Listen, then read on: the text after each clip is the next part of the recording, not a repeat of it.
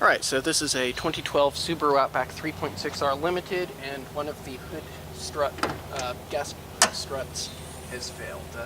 When you open the hood and let go, it just falls right back down on top of you. So what we are going to do is try to replace that. A replacement arrived this afternoon, and I got a couple of things to help prop this up. I'm just going to wedge it in there from one of the holes and wedge it into one of the spots on the frame by the air cleaner.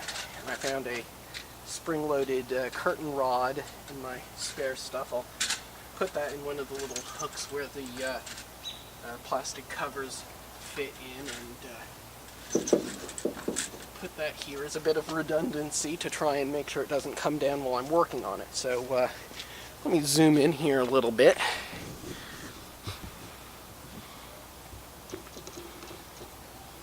So, also first let me actually try and explain how this thing works. Come on, camera, focus.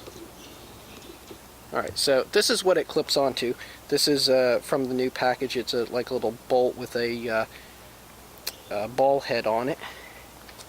And then the piece that clips onto that is this. It looks like it's got a couple little fingers that are part of a C-clip, and it looks like a little pry thingy in there. Let me see if I can do this while I'm looking at what the camera sees. So, looks like if I get in here and pry that, see if I can show this on camera. Looks like, oops, not in the frame. Looks like that makes these kind of retract. So I'm thinking that might be an easy way to get it to pop off. So, let's see how this goes. Get it to focus back on the car there, and hope for the best. I've got a flathead screwdriver and a set of needle nose pliers. I'm thinking the pliers opened up could make a nice little pry thing to help get some leverage. So let's see how this goes. Alright, get a little pressure and pry on the clip. Alright, it released. And try and do the same thing down here. Hopefully the hood will not fall on me. Oh, that one released too. Okay.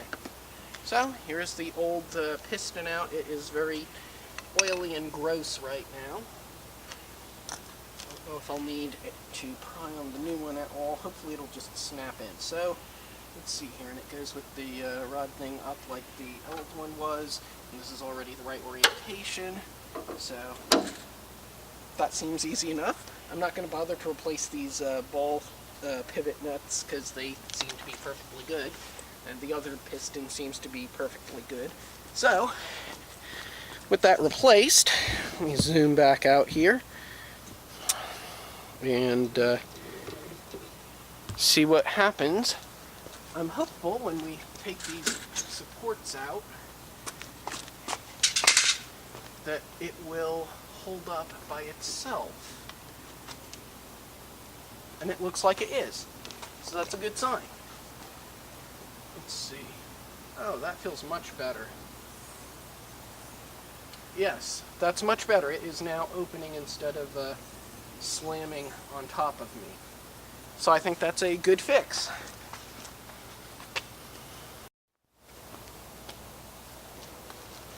Alright, so I wanted to do a quick addition with this.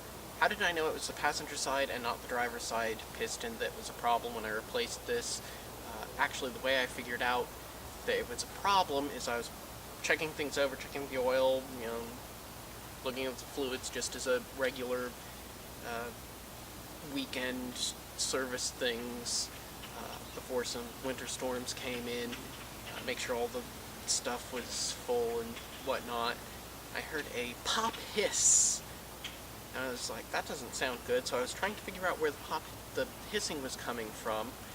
I figured out it was something on the passenger side. As I was looking around for it, the hood suddenly started coming down on me, and that seemed to be an indication, looking up on the forums, with some help from the forums, that apparently is not a super uncommon thing with not just any brand, but all the gas strut pistons that hold hoods and tailgates and things up, so the fact that it made a pop and hiss on the passenger side was a good clue that it was on the passenger side that failed and started closing.